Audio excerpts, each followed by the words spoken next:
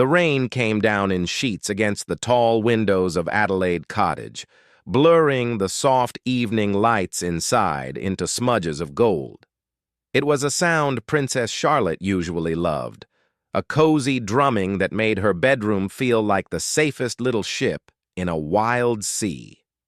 But tonight, the rain only seemed to echo the storm brewing in her small chest. She was 7 years old, an age where the world was still meant to be full of ponies and princess dresses and the unquestioning love of a mother. But tonight, a small, sharp seed of doubt had been planted, and it was beginning to sprout thorns. The day had started so well.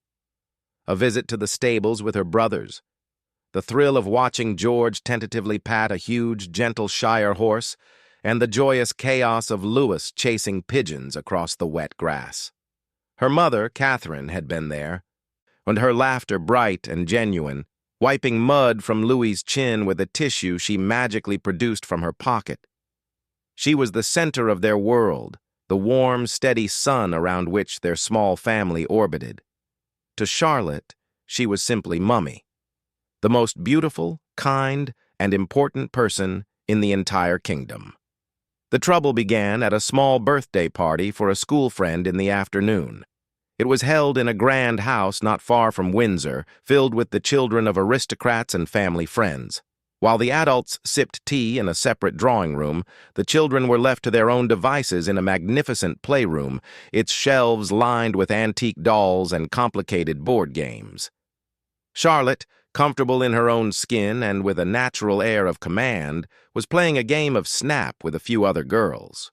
One of them, and a girl a year older with sharp eyes and a sharper tongue, leaned across the table as she laid down a card.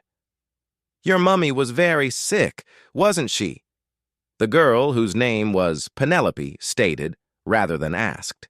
Charlotte, focused on the game, nodded. "Yes, but she's better now." It was the simple, sanitized truth her parents had given them.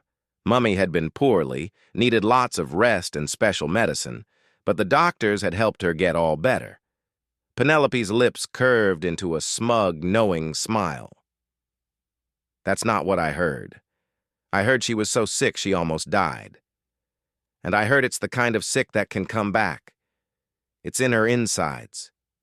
She poked a finger at her own chest for emphasis. "My mom said it's a secret, but I'm not supposed to keep secrets from my friends, am I?" The other girls at the table fell silent, their eyes wide, a darting between Penelope and Charlotte. The words hit Charlotte like small, icy pebbles, almost died. The phrase was terrifying, a concept she couldn't quite grasp. It was something that happened in fairy tales, to wicked stepmothers or distant characters, not to your own mummy. The rest of the party passed in a blur. Charlotte played mechanically, her laughter gone, a cold knot tightening in her stomach.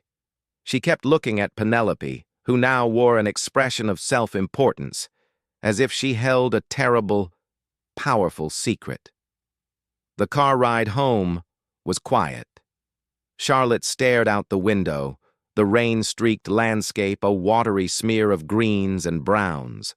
Her father, William, in the front passenger seat, tried to engage her in conversation about the party, but she only offered monosyllabic replies. He exchanged a brief, questioning glance with Catherine, who just gave a small, tired shrug, leaning her head back against the seat.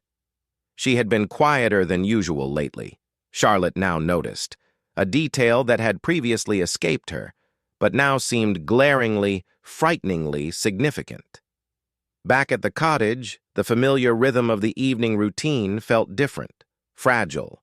The warm bath, the story read by Mummy, the goodnight kiss. Tonight, as Catherine sat on the edge of her bed, reading from a book about a daring mouse, Charlotte couldn't hear the words. She was staring at her mother's face, searching for the illness Penelope had spoken of. Was that paleness a sign?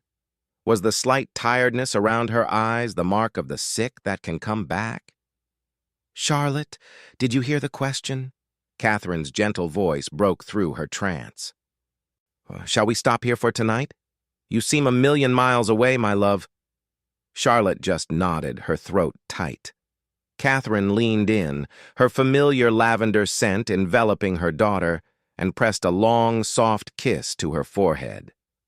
"Sweet dreams, my precious girl. Mummy loves you more than all the stars in the sky." "Love you too, Mummy," Charlotte whispered, her voice small. As Catherine turned off the lamp, leaving only the soft glow of a nightlight shaped like a crescent moon, Charlotte felt the darkness press in. The rain hammered against the window, no longer a comforting sound, but an insistent, angry drumming. She lay rigid under her duvet, the little seed of fear growing, its roots winding around her heart. Almost died. It can come back. The words echoed in the silence, louder than the rain. Down the hall, William was in their bedroom, changing into more comfortable clothes. He was tired, too. A long day of official engagements, followed by the school run and the party pickup. He was looking forward to a quiet evening, perhaps watching a documentary with Catherine before an early night. He heard her moving about in their ensuite bathroom, the soft click of her jewelry box closing. Life was good.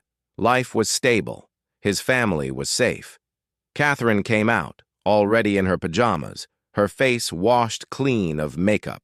She looked younger but also more vulnerable. She gave him a small, tired smile and climbed into her side of the bed, picking up a book from her nightstand. William was just about to suggest the documentary when a soft knock came at their bedroom door. It was so soft, so hesitant, and that for a moment they both thought they'd imagined it. Then it came again, a tiny tap, tap, tap. William frowned and crossed the room, opening the door. There, in her favorite bunny print pajamas, stood Charlotte.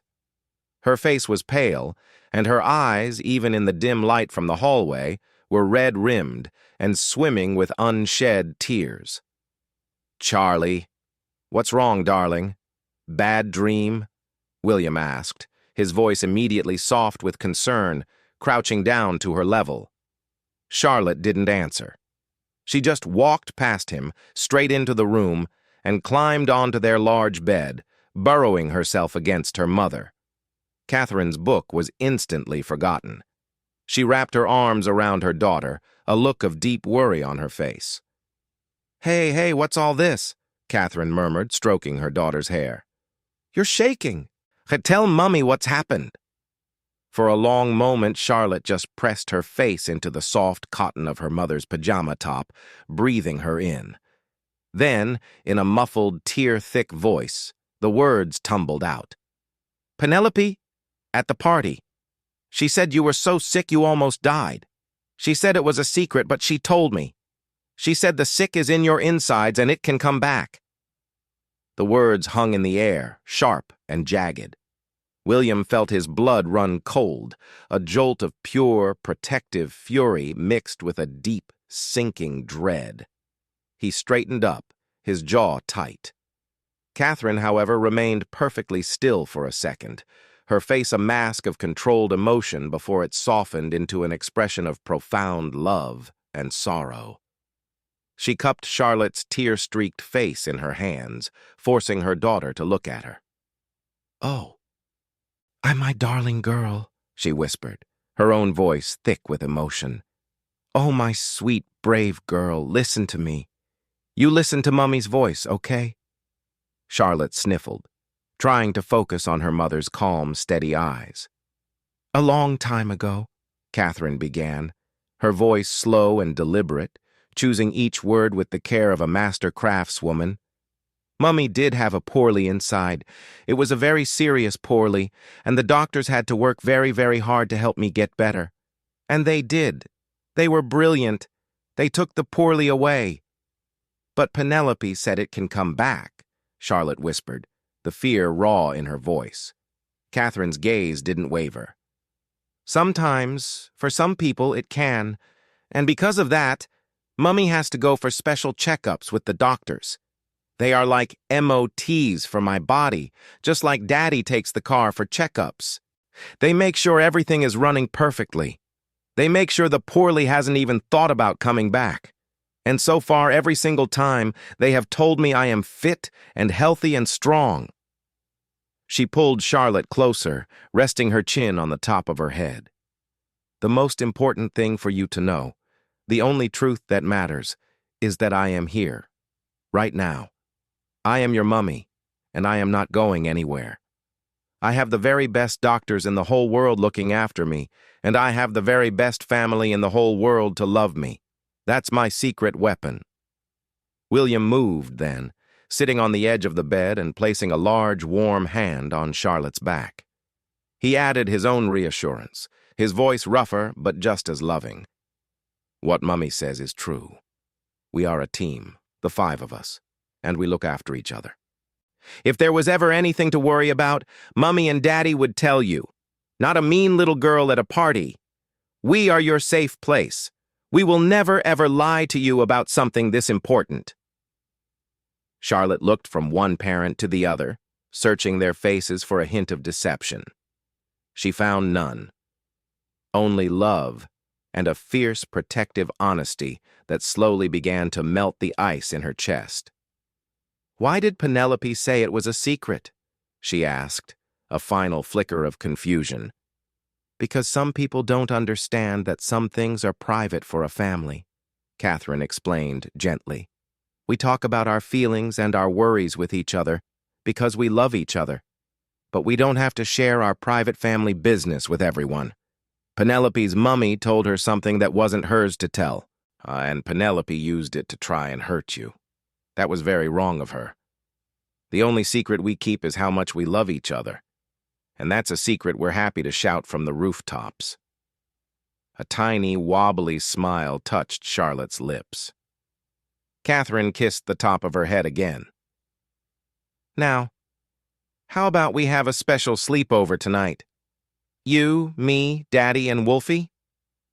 Wolfie was their black cocker spaniel, who was currently snoring gently in his basket in the corner. Charlotte nodded eagerly, the last of her tears forgotten. William went to get Wolfie, who padded over sleepily and jumped onto the end of the bed with a contented sigh. They settled into a pile of warmth, Charlotte tucked safely between her parents. The rain outside seemed to have softened, now just a gentle, rhythmic whisper against the glass. Catherine hummed a lullaby, and the same one her own mother used to sing to her. Charlotte's breathing slowly deepened, her small body relaxing completely against her mother's. William watched them over the top of his book, his heart a confusing mixture of aching love and cold, simmering anger.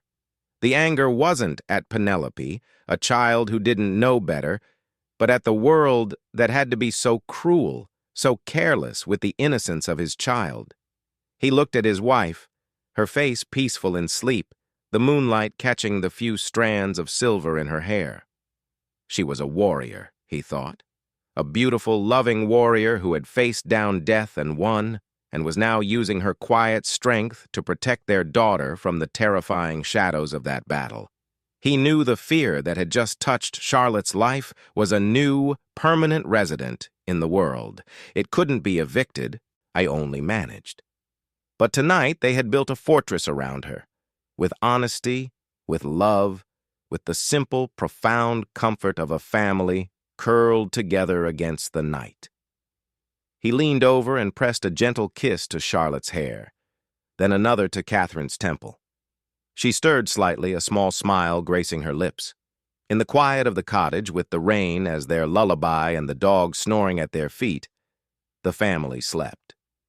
They slept not in a world without shadows, but in a world where they had promised to face them together, holding hands, their love a light stronger than any darkness. The secret wasn't the illness. The secret, the powerful, unshakable truth, was their unity. And that was a secret the whole world was welcome to know.